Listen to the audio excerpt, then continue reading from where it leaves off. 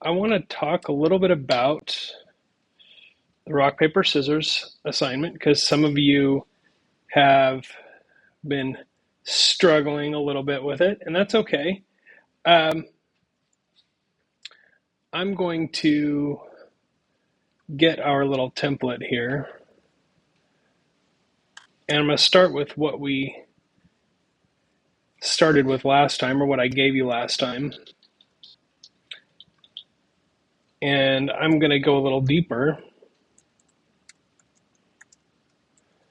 into that. There we go. So there are my three functions, right? And those are the ones I provided you with in Canvas. This one's got a red underline because I haven't imported the random module yet, and it relies upon that. So I'm going to start with these, and I'm going to show you how simple this can be to implement them. And I'm also going to show you some additional functions that you could use here. And I'm not going to go slow, as in I'm not going to wait for you to code along with me, but I will put this video online later in case you want to refer to it. But this is the intent here, is to provide you with a sense of what the finished program looks like as well. So I'm going to import random, and that solves that issue. And I'm not going to touch these three. I'm not even going to open them up. I know how they work, right? We've got user guess, which gets a rock, paper, scissors from the user and returns R, P, or S lowercase, depending on what the user chooses. Computer guess randomly chooses R, P, or S lowercase from a list and returns it. So both of these provide R, P, or S lowercase, depending on what the choices are. Who won takes the input, the user and the computer, in the form of R, P, or S lowercase. It compares them, and it returns a T if they tie, a U if the user wins, and a C if the computer wins. So we're going to use these in our program. Right, so the first thing I want to do, obviously, is welcome the user. I'll keep it ultra simple this time. And we'll just say, welcome to my game. And well, heck, we'll just throw a quick line on top of that and on the bottom of it, because it's just too simple not to. Times 60, copy. Okay, so there's my welcome to my game. And remember, we are getting the first person to win 2. So that means we got to keep score. How do we keep score? We create a variable for each player's score. So we have int C score for the computer, and we'll start at 0. And int U score for the user. That's the scores. They start at 0. Now we're going to start playing the game. So what do we want to do? We want to play multiple rounds until somebody gets to 2 wins, right? So we're going to say while int CS equals, or is, I'm sorry, less than 2, and while also int US is less than 2. Okay, so that says we're going to keep doing this until somebody has 2.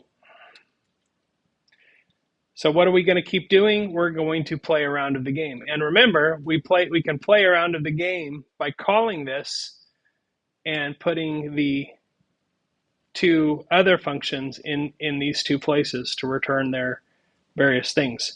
But what I want to do is I want to capture the outcome of that round in a variable, because I need to use that later. So I'm going to say str winner equals, and then I'm going to say who won, and I'm going to say user guess, comma, computer guess. Because remember, if I do this, what I'm saying is we're going to call who won.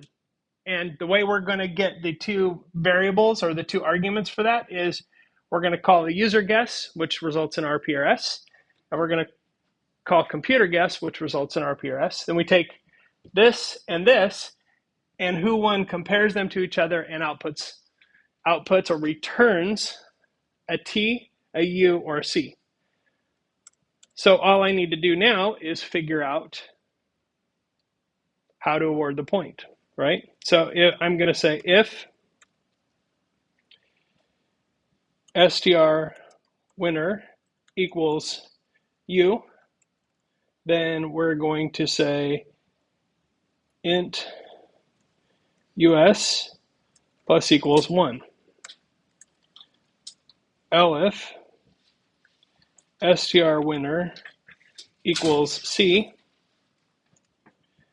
int CS plus equals 1. So if the user wins, the user gets a point. If the computer wins, the computer gets a point. If there's a tie, I don't have to do anything. Because remember, who won already says either the computer won that round or the user won that round or it's a tie. So if it's a tie, I'm just going to ignore it and it'll keep looping. So now I want to print the score update, right? So if I print the score update, I'm going to say, let's do a multi-line string here, and we'll make it an F string. And I'll say, here is the score. User, let's say you. Let's make it more personal. You have int US points, computer int CS points. Okay, so there's the score update. Easy enough. And now this is going to just loop until one of those two people gets 2 points. And then it's going to exit that loop. Once it exits that loop, what I want to do is I want to say who won. So I'm going to put another if structure down here. If int CS equals 2, then print the computer has won this round.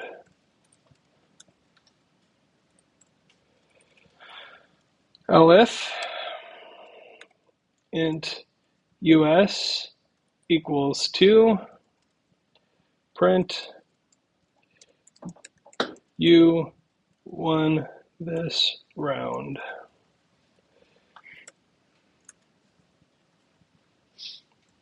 Okay. And if I want to play again, then I'm going to take all of this, including the scores, right? Because we got to start the scores over at 0. Select all of that and hit tab to indent it one space. And then I'm just going to say while true.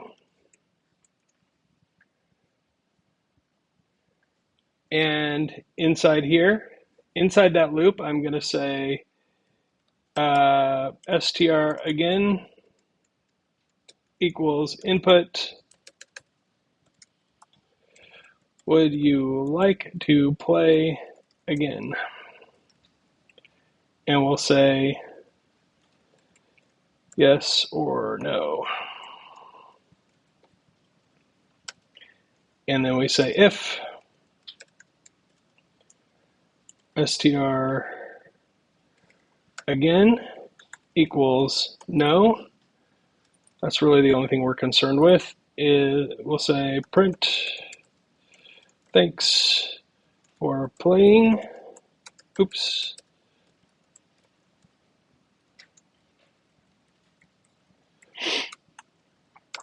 And then we break out of the loop. Everything else, we're just going to make them play again. We'll keep it simple there. So there is the game. Let's play it and see how it works. Welcome to my game, rock, paper, or scissors. I'll choose rock. You chose rock, the computer chose paper, computer wins. Here's the score. Computer won, me 0. I'll choose rock again. Okay, so there's the score. Rock. Okay, so the computer has won this round. Would you like to play again? Okay, and if I choose no, then it says thanks for playing, and the game ends. So that is a simple way to produce this. Now there's some things here that if I wanted to, I could put into functions if I wanted to and shorten this code, right? I could, if I wanted to, put this into a function. I could do that if I wanted to. I could easily put this into a function. And I could put this into a function, right? So there's a lot of things I could do. I could take these 4 lines and condense them down to 1. Those things are simple enough that I probably wouldn't do that by default, because those things are not things that I'm going to ever want to reuse. They're not very complicated. And it doesn't really make my program that much shorter. In actuality, if I put those things in functions, it would end up making my whole program longer, even though it would shorten and simplify my main script here. But if my main structure is simple enough that I can sort of scroll through it and it's 100 lines, that's a pretty basic program. So I don't really need to take those, even though I could take those out. I mean, I could write this as all one line too. This is just the easy way to do it, right? I'm just using those triple quotes to my advantage. But this is a pretty simple structure. I don't think if I was just tasked with doing this, I would take anything else out of it. But I think these 3 functions are really solid functions to use. The rest of it's pretty simple. So that's kind of how I would put together something like this rock, paper, scissors. And literally there are an infinite number of ways that you could approach this problem. That's the interesting thing about it. I'm not telling you this is the way your program should look and copy this exactly. In fact, I'd rather you didn't. I would rather you come up with something different and allow me to grade it that way. So that is really what I would emphasize here. So that is that. And now I want to get into our actual content for today.